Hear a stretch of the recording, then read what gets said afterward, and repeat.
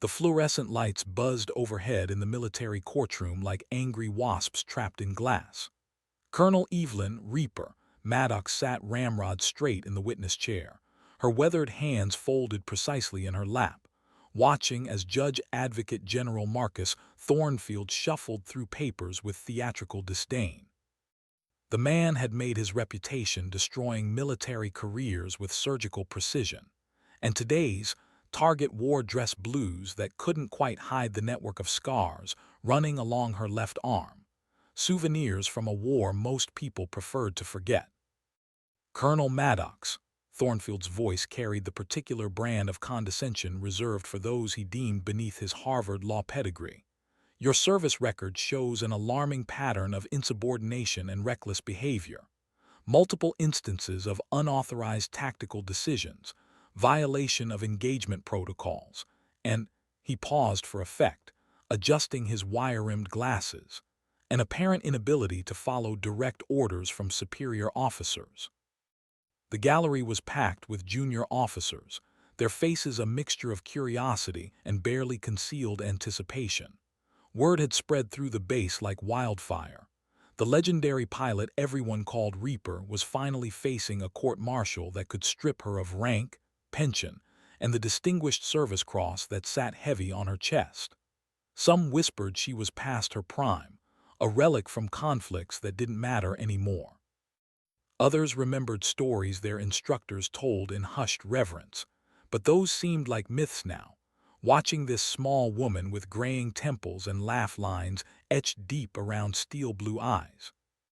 Thornfield stood, his polished shoes clicking against the linoleum with metronomic precision.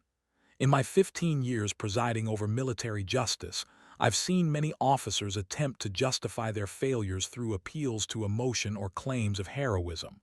But the law is clear, Colonel. Discipline forms the backbone of our armed forces. Without it, he gestured broadly, we have chaos. Reaper's expression never changed. She had learned long ago that silence was often the most powerful weapon in any arsenal.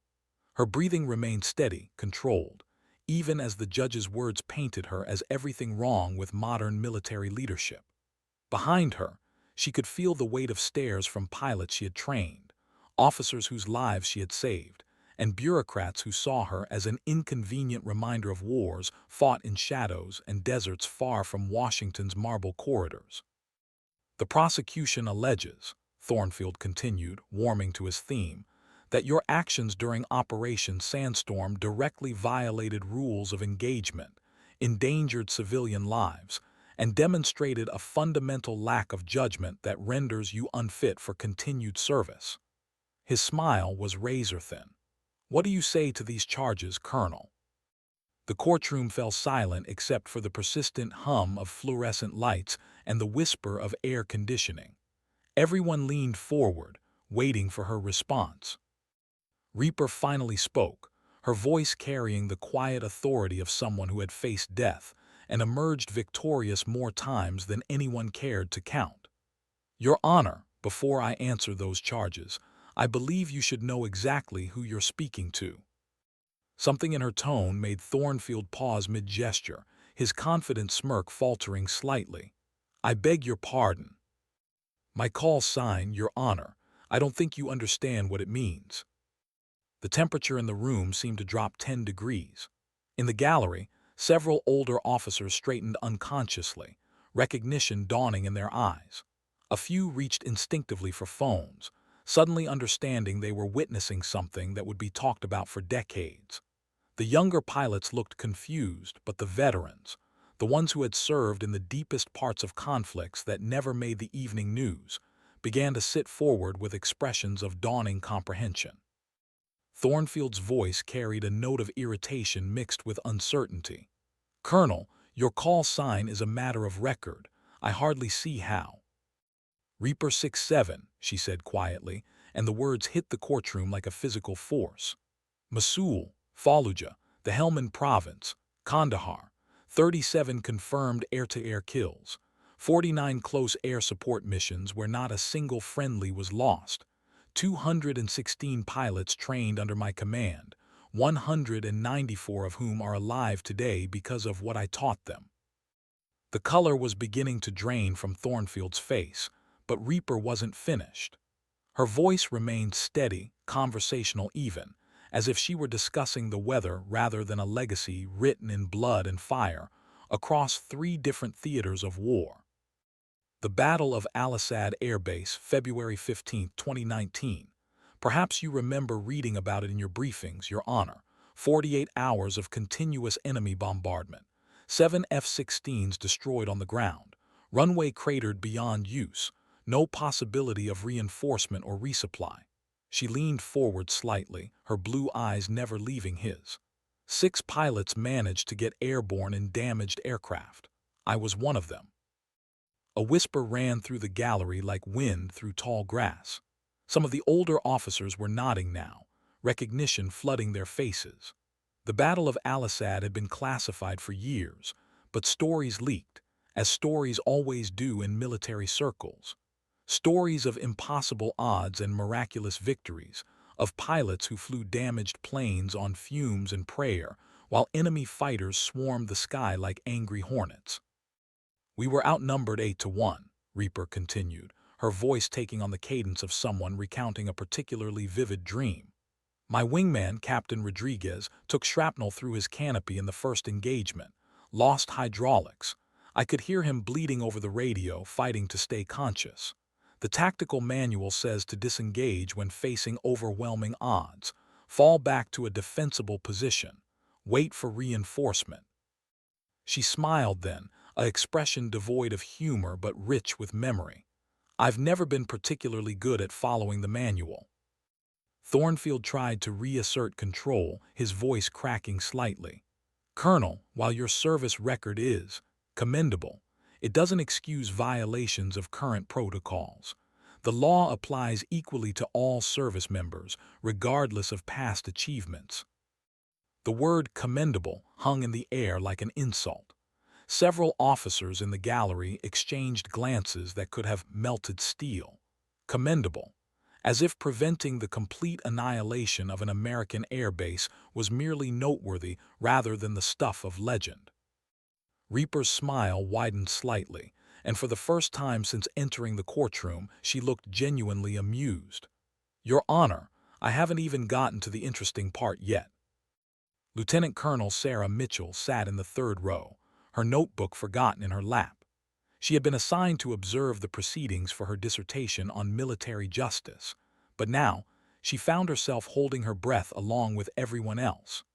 Mitchell was old enough to remember the stories that circulated through flight school, whispered legends about a pilot who had single-handedly changed the course of several major engagements. She had always assumed they were exaggerated, the way all war stories grow in the telling. Now, watching Reaper speak with calm precision about events that most people would never have the security clearance to hear about, Mitchell began to understand that the stories might have been understatements. The enemy had established air superiority, Reaper continued, her voice carrying clearly through the hushed courtroom. Their MiGs were flying combat air patrols at 15,000 feet, effectively sealing off the entire sector. Standard doctrine calls for defensive positions and radio silence until friendly forces can establish a numerical advantage. But Rodriguez was losing blood fast, and there were 3,000 Marines on that base who weren't going to last until morning if someone didn't do something about those enemy aircraft. She paused, her gaze moving across the faces in the gallery before settling back on Thornfield. So I made a decision. Not according to the manual, Your Honor, not according to protocol. I made the kind of decision that gets people killed, or saves them. The silence stretched taut as a wire.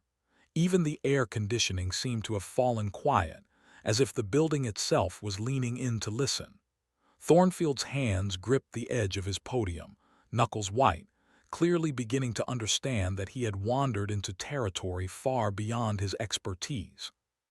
I took my flight vertical, Reaper said simply. Straight up through their combat air patrol. 4 F-16s against 23 enemy fighters. The manual says that's suicide. The manual says a lot of things about acceptable losses and strategic withdrawal.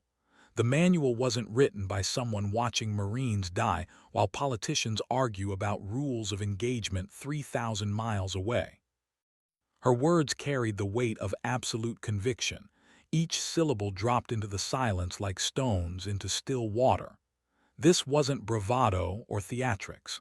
This was someone stating facts with the same inflection she might use to report the weather. What happened next would be classified above your clearance level, Your Honor, but I can tell you this. When the sun rose the next morning, every Marine on that base was alive. Every single one. She leaned back in her chair, her expression softening slightly. Rodriguez made it home to his daughter's quinceañera. He sends me pictures every year. The courtroom erupted in a buzz of whispered conversations. Several officers were frantically typing on their phones, pulling up classified reports they suddenly had new context for. Others sat in stunned silence, beginning to comprehend the magnitude of what they were witnessing. Judge Thornfield hammered his gavel repeatedly, his face flushed with embarrassment and growing anger. Order, order in this courtroom. When the noise subsided, he fixed Reaper with a withering stare. Colonel, while your war stories may impress some people, they don't change the fact that you violated direct orders during Operation Sandstorm. 47 civilians were killed in that engagement because you chose to ignore established protocols. The accusation hit the courtroom like a physical blow. The whispering stopped instantly, replaced by a tension so thick it was almost visible. This was the heart of the case, the reason why a living legend was sitting in a witness chair facing potential disgrace. For the first time since taking the stand, Reaper's composure flickered. Her jaw tightened almost imperceptibly, and her hands, still folded in her lap, clenched slightly before relaxing again. When she spoke, her voice carried a note of something dangerous, like distant thunder promising a storm. 47 civilians, she repeated slowly. Yes, Your Honor, I'm aware of the count. I'm also aware that 312 others lived because of the choices I made that day. But I don't expect you to understand the mathematics of war from behind a desk in Washington. Thornfield's face went crimson.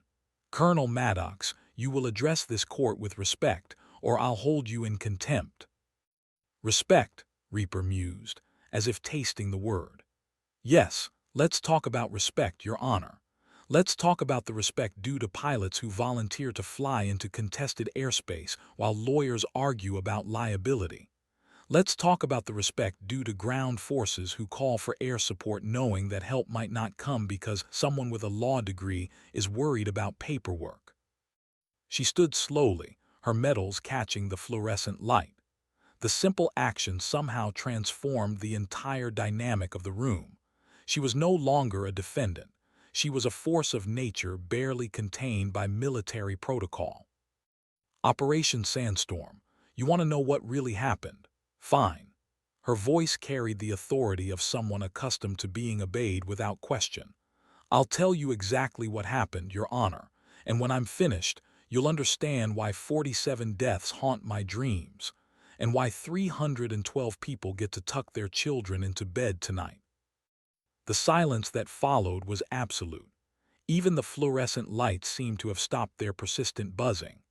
Every eye in the courtroom was fixed on the small woman in dress blues whose very presence had somehow shifted the balance of power in the room. Thornfield opened his mouth to speak, then closed it again, apparently recognizing that he had awakened something far beyond his ability to control. In the gallery, phones buzzed silently as words spread through the Pentagon's corridors. Reaper was talking, really talking, about classified operations, about decisions made in the heat of battle, about the price of leadership when every choice carries a body count. Lieutenant Colonel Mitchell found herself gripping her pen so tightly her knuckles had gone white. This wasn't a court-martial anymore. This was history unfolding in real time, the kind of testimony that would be studied in war colleges for generations. She had the sudden, overwhelming sense that she was witnessing something that would define military doctrine for years to come. Syria, March 21st, Reaper began, her voice carrying the weight of memory and pain in equal measure. 3 villages along the Euphrates River. Intelligence reported a terrorist cell had taken hostages, teachers, aid workers, children from a school that had been built by American engineers 6 months earlier. The kind of target that makes headlines if it goes wrong. She began to pace, her movements precise and economical like a caged predator finding its rhythm. Command authorized a surgical strike. Rules of engagement were clear. Positive identification required before weapons release. No collateral damage acceptable. Clean in, clean out, bring the hostages home alive. Thornfield tried to interrupt, but Reaper's voice cut through his objection like a blade through silk. I had 4 F-18 Super Hornets under my command, 12 hours of prep time. Satellite imagery updated every 15 minutes. The intelligence package was perfect, too perfect as it turned out. The courtroom held its collective breath as she continued. We went in at dawn, using the sun as cover, radio chatter minimal, target acquisition systems locked and loaded, everything by the book, Your Honor, everything according to protocol. Her laugh was bitter, devoid of any warmth. The book doesn't account for children playing in a courtyard that wasn't supposed to exist. The weight of her words settled over the room like a shroud. Several officers looked down at their hands, recognizing the particular kind of hell she was describing. The moment when perfect intelligence meets imperfect reality, when split-second decisions carry consequences that last forever. The hostages were there, she continued, her voice steady despite the subject matter. Exactly where intelligence said they would be. But so were 47 civilians who had no business being within 5 miles of an active combat zone, families fleeing the fighting in Aleppo, refugees who had chosen the wrong village to shelter in because it looked peaceful from the outside. Reaper stopped packing and faced Thornfield directly, her blue eyes blazing with controlled intensity. I had 12 seconds to make a choice, Your Honor. 12 seconds between target acquisition and weapons release. I could abort the mission, watch the terrorists execute every hostage, and explain to Congress why American citizens died because we were too worried about civilian casualties. Or I could take the shot, save the hostages, and live with the knowledge that 47 innocent people paid the price for my decision. The silence stretched between them like a taut wire ready to snap. Thornfield's confidence had completely evaporated, replaced by the growing realization that he was dealing with complexities far beyond the scope of military law. In the gallery, seasoned combat veterans nodded with grim understanding, recognizing a dilemma that haunted every warrior who had ever served in an asymmetric conflict. What did you do? The question came from Lieutenant Colonel Mitchell, who had spoken without conscious thought, caught up in the terrible momentum of Reaper's testimony. Reaper turned toward her, and for a moment her expression softened with something approaching gratitude. I followed my training, Lieutenant Colonel, not the manual, my training. The kind that comes from watching good people die because someone in a comfortable office made the safe choice. I took the shot. The courtroom erupted in chaos. Some officers shouted in approval, others in horror. Thornfield hammered his gavel repeatedly, his face a mask of fury and confusion. But through the noise, Reaper's voice carried clear and strong, cutting through the tumult like a ship's horn through fog. Every terrorist in that compound died in under 30 seconds. 12 hostages walked out alive. 47 civilians didn't. And I've carried their names with me every day since, because that's what command means, Your Honor. That's what responsibility looks like when it's not just theoretical. As order slowly returned to the courtroom, the transformation was complete. Reaper was no longer the defendant in this proceeding. She was the teacher, and everyone else, including Judge Thornfield, was learning lessons they had never expected to face. The weight of revelation hung heavy in the recycled air. Thornfield had gone pale. his earlier confidence replaced by the dawning realization that he was presiding over something far more complex than a simple case of military insubordination. His law degree from Harvard, his 15 years of military justice experience, his carefully cultivated reputation, none of it had prepared him for this moment when theoretical legal principles collided with the brutal reality of command decisions made under fire. "Colonel Maddox," he said finally, his voice notably less authoritative than before, "while the tragedy of civilian casualties in any military operation is regrettable, you still acted outside your authorized parameters. The law doesn't provide exceptions based on personal judgment, regardless of the outcome." Reaper smiled then, and the expression was more terrifying than any display of anger could have been. It was the smile of someone who had faced down death repeatedly and found it wanting, someone who understood that real courage wasn't the absence of fear, but the willingness to act despite it. "Personal judgment," she repeated slowly. "Yes, let's examine that concept, Your Honor, because everything I've told you so far happened exactly according to the after-action reports. Everything I've described was reviewed, analyzed, and ultimately approved by the Pentagon's finest strategic minds. Operation Sandstorm was classified as a tactical success with acceptable losses." She paused, letting that sink in before continuing. "But there's something those reports don't mention. Something that happened 37 minutes after the primary strike, when my aircraft were already headed home and the mission was officially complete." The temperature in the room seemed to drop another 10 degrees. Several officers in the gallery exchanged worried glances, recognizing the particular tone that preceded revelations nobody wanted to hear. "Radio intercept picked up enemy communications," Reaper continued, her voice taking on the mechanical precision of an official briefing. "3 more terrorist cells were converging on the village, not the one we had just hit, a different village, 2 kilometers east. Same valley, but completely separate from our area of operations. Intelligence had missed it entirely." Thornfield leaned forward despite himself, caught up in the narrative despite his legal training telling him to maintain professional distance. What was the tactical significance? 400 civilians, Reaper said simply. Mostly women and children who had fled there seeking shelter from the fighting. No military value whatsoever, but the terrorists didn't care. They had lost their command structure in our strike, and they were looking for revenge. The intercepted communications were clear. They intended to massacre everyone in the village as retaliation for the American raid. The implications hit the courtroom like a physical wave. This wasn't about the operation they knew had happened. This was about a second crisis that had apparently unfolded in real time, forcing split-second decisions with no guidance from command authority thousands of miles away. "My fuel reserves were at minimum safe levels for the return flight," Reaper continued. "Radio contact with base command was intermittent due to atmospheric conditions. Standard operating procedure in such circumstances is clear.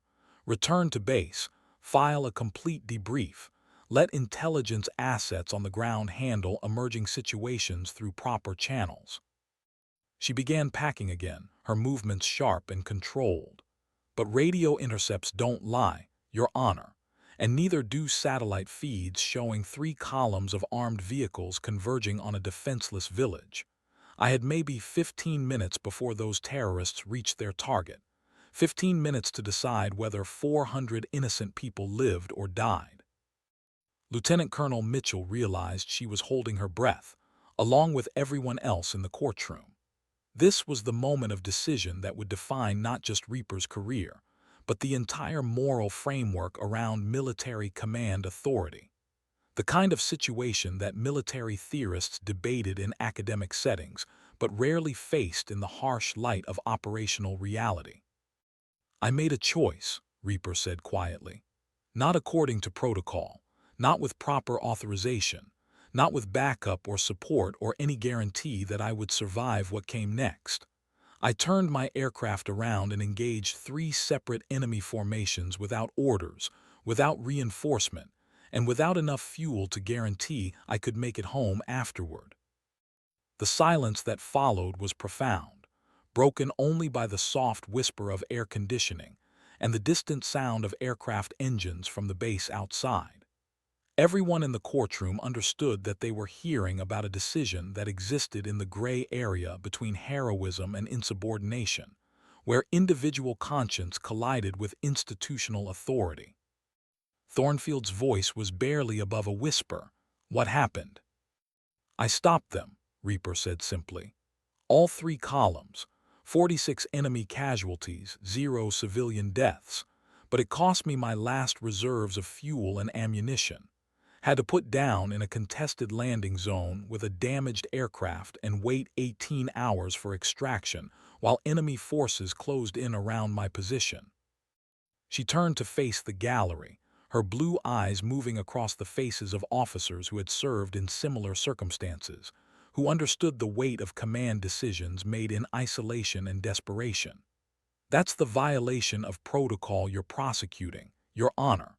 Not the authorized mission that saved 12 hostages, the unauthorized one that saved 400 civilians." The revelation recontextualized everything. What had seemed like reckless insubordination moments before now appeared as something else entirely. A decision made by someone whose moral compass pointed toward the preservation of innocent life, regardless of personal cost or institutional approval. Thornfield struggled to maintain his composure, clearly realizing that his carefully prepared case had just collapsed around him. "Colonel, even if your intentions were admirable, military discipline requires adherence to chain of command. Soldiers cannot be permitted to act unilaterally, regardless of circumstances."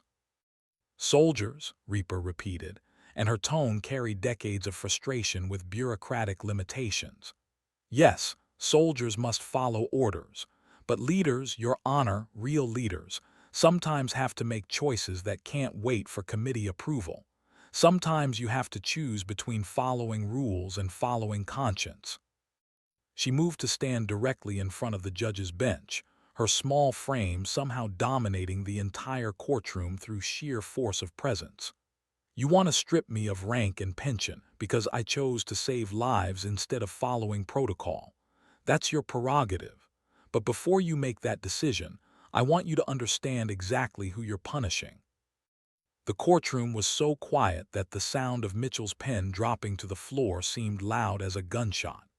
Every person present understood that they were witnessing history, not just a court-martial, but a defining moment in the ongoing tension between individual conscience and institutional authority that had shaped military doctrine since armies first marched in formation.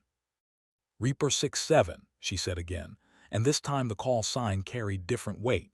Not just identification, but legacy. 96 combat missions over 3 theaters of war, 743 enemy combatants neutralized, 4,217 friendly forces successfully supported through close air operations, 0 friendly fire incidents, 0 civilian casualties in authorized operations." She paused, letting the statistics sink in before continuing. "But those numbers don't tell the real story, Your Honor. The real story is in the letters I receive every Christmas from pilots whose lives I saved by teaching them to fly beyond the manual. The real story is in the wedding invitations from Marines who walked out of impossible situations because someone decided that rules serve people, not the other way around." Reaper reached into her uniform pocket and withdrew a small, worn photograph. She placed it on Thornfield's bench with reverence typically reserved for religious artifacts. "That's Captain Rodriguez's daughter, Maria. She graduated from MIT last month with a degree in aerospace engineering. She wants to design aircraft that will keep pilots safer in combat zones." The image showed a young woman in a cap and gown, beaming with pride as she stood between her parents. Rodriguez was older now, grayer, but his smile was radiant as he looked at his daughter, the daughter he had lived to see grow up, because someone had chosen to ignore protocol in favor of human life. Rodriguez was unconscious for the last 20 minutes of that engagement at Al Assad, Reaper continued, her voice soft with memory. Lost too much blood, too much oxygen. Standard procedure says to abandon aircraft that can't maintain formation. Leave damaged pilots to crash in the desert while the rest of the flight preserves itself for future missions. The temperature seemed to drop another 10 degrees. Officers who had served in similar circumstances felt the weight of recognition, understanding that they were hearing about the kind of moral choice that defined character in ways no peacetime exercise could replicate.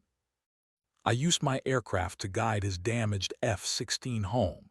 23 minutes of formation flying with an unconscious pilot, enemy fighters still in the area, and fuel gauges reading empty. The manual says that's impossible. The manual says a lot of things that don't account for what people can accomplish when other people's lives depend on it. Thornfield stared at the photograph. His earlier confidence completely evaporated. The legal framework that had seemed so solid an hour ago now felt inadequate to address the complexity of what he was hearing. Military law was designed to handle clear-cut cases of discipline and order, not moral philosophy played out at 30,000 feet with live ammunition. Your Honor, Reaper said quietly, I've spent 23 years in service to this country. I've made decisions that saved lives and decisions that cost lives. Some of them were authorized by proper channels, others weren't. But every single one was made with the understanding that my primary mission isn't to follow orders, it's to bring people home alive. She retrieved the photograph and returned it to her pocket with care. If that makes me guilty of insubordination, then I accept that verdict. But I won't apologize for choosing to save 400 innocent lives, and I won't pretend that military discipline is more important than human conscience. The silence that followed was absolute and profound. Even the air conditioning seemed to have fallen quiet, as if the building itself was processing the weight of what had been spoken. This was no longer a legal proceeding in any conventional sense. It had become something closer to a moral reckoning, a moment when institutional authority confronted individual responsibility and found itself wanting. Lieutenant Colonel Mitchell realized she was witnessing something that would be studied in military academies for decades to come, not just for the tactical decisions involved, but for the ethical framework that had guided them. This was leadership distilled to its essential elements, the willingness to accept personal consequences for choices made on behalf of others. Thornfield cleared his throat, the sound unnaturally loud in the hushed courtroom. When he spoke, his voice carried none of its earlier authority. Colonel Maddox, this court will need to recess to consider the full implications of your testimony. No, Your Honor. Reaper's response was immediate and firm. With respect, this court will not recess because you haven't heard the most important part of my testimony yet. The words hung in the air like a challenge. Thornfield's mouth opened and closed wordlessly, clearly struggling to reassert control over proceedings that had spiraled far beyond his experience or training. In the gallery, officers leaned forward with expressions of fascination and growing alarm, recognizing that they were approaching some kind of crucial revelation. Colonel, Thornfield managed finally, you have already provided extensive testimony regarding your unconventional interpretation of military protocols. What more could possibly be relevant to these proceedings? Reaper smiled again, and this time the expression carried genuine warmth mixed with something that might have been pity. Your Honor, everything I've told you so far happened years ago, ancient history in military terms. But what you don't understand is that the same choice, the choice between protocol and conscience, isn't historical. It's happening right now. The courtroom erupted in confused murmurs. Several officers reached for their phones, suddenly wondering if there were current operations they weren't aware of, classified missions unfolding in real time while they sat in a sterile courtroom arguing about past decisions. Operation Ghost Hawk, Reaper said quietly, and the murmurs died instantly. Launched 6 hours ago, classified above most of your security levels but not above mine. She looked directly at Thornfield, whose face had gone ashen. 3 American pilots are currently engaged in a rescue operation in hostile territory. No backup, no support, no guarantee they'll make it home alive. The implication hit the room like a physical force. This wasn't just about past decisions anymore. It was about ongoing operations, about American lives currently at risk while bureaucrats debated the finer points of military discipline. The mission commander for Ghost Hawk, Reaper continued, her voice carrying clearly through the stunned silence, is Captain Jennifer Phoenix Walsh. She graduated from my advanced combat training program 18 months ago. Everything she knows about survival in contested airspace, she learned from me. Thornfield's voice cracked slightly. Colonel, if there's an active operation. There's always an active operation, Your Honor. Reaper's interruption was sharp as a blade. There are always American lives hanging in the balance while people in comfortable offices debate whether saving them is worth the paperwork complications. That's the reality of military service that your law books don't address. She moved closer to the bench, her presence somehow filling the entire courtroom despite her modest stature. Captain Walsh is flying the same kind of mission I flew in Syria. Same impossible odds, same split-second decisions, same choice between following orders and following conscience. And right now, while you're deciding whether to punish me for making that choice, she's making it herself. The courtroom had become a pressure cooker of tension and uncertainty. Officers who had been following the proceedings as entertainment were suddenly confronted with the realization that people they knew, pilots they had trained with, were currently in harm's way while their community sat in judgment of the very principles that might save them. 6 hours ago, Reaper continued, her voice taking on the rhythm of an operational briefing, intelligence assets detected a terrorist cell holding 4 American contractors in a compound near Mosul. Standard hostage rescue protocols were initiated. Delta Force was tasked with ground assault, Navy SEALs were positioned for maritime extraction, and Air Force assets were assigned close air support. She paused, her blue eyes scanning the faces in the gallery before settling back on Thornfield. But intelligence was wrong. Again, the compound was a decoy. The real target was 12 kilometers north, in a location that wasn't supposed to exist according to our satellite imagery. The parallel to Operation Sandstorm was obvious and chilling. History repeating itself in real time, with American lives hanging in the balance while established protocols proved inadequate to address evolving circumstances. Captain Walsh discovered the deception through intercepted radio communications. She had a choice: follow her authorized flight plan and watch 4 Americans die, or violate her orders and attempt a rescue operation she wasn't equipped or authorized to perform. Thornfield leaned forward despite himself, completely caught up in the narrative. What did she do? She did what I trained her to do, Reaper said simply. She chose to save lives instead of follow protocol. Right now, at this very moment, she's engaged in an unauthorized rescue operation that violates every rule of engagement you've cited in this proceeding. The weight of revelation settled over the courtroom like a heavy blanket. Every officer present understood the implications. While they sat debating past decisions, current events were making those debates irrelevant. The choice between protocol and conscience wasn't theoretical. It was being played out in real time by pilots who had learned their moral framework from the woman currently facing court-martial for teaching it. If Captain Walsh succeeds, Reaper continued, 4 Americans will come home alive, and your case against me becomes a prosecution of the very principles that saved them. If she fails, 4 Americans will die, and their blood will be on the hands of everyone who insisted that following orders is more important than following conscience.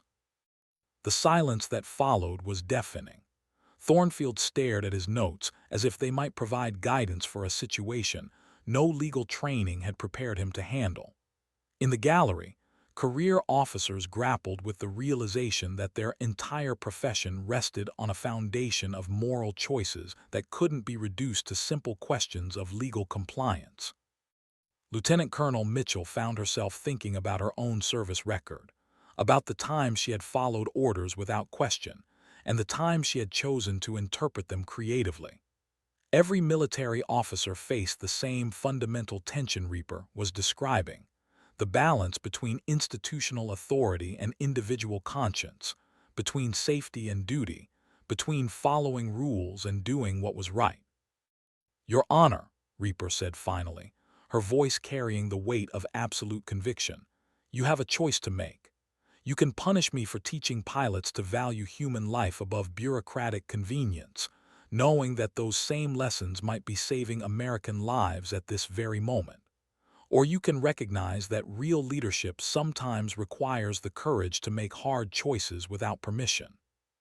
She straightened her shoulders, her medals catching the fluorescent light one final time. "But whatever you decide, understand this. There are pilots flying dangerous missions right now who are alive because someone taught them that moral courage matters more than career advancement. That's my legacy, Your Honor.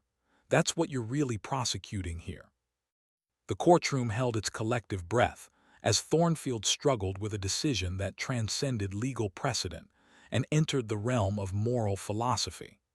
Everyone present understood that this moment would define not just Reaper's fate, but the entire culture of military leadership for years to come.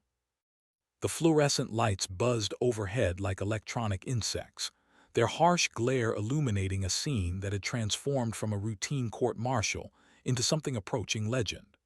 Judge Advocate General Marcus Thornfield sat behind his bench, staring at notes that had become irrelevant, while Colonel Evelyn Reaper Maddox stood before him like an embodiment of everything complex and contradictory about military service.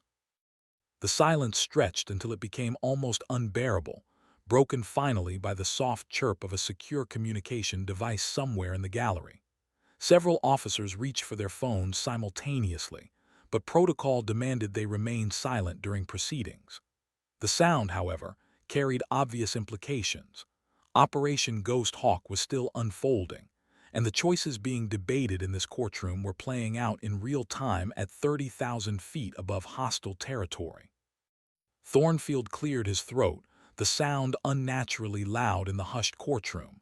When he spoke, his voice carried none of the commanding authority that had marked the beginning of these proceedings. "Colonel Maddox, this court. I must admit, this court finds itself in unprecedented territory." "Yes, Your Honor," Reaper replied quietly. "That's what happens when legal theory meets operational reality. The neat boundaries drawn by lawyers and politicians tend to blur when people start shooting at you." Several officers in the gallery nodded unconsciously, recognizing the truth of that observation from their own combat experience. The gap between classroom theory and battlefield practice was something every warrior understood.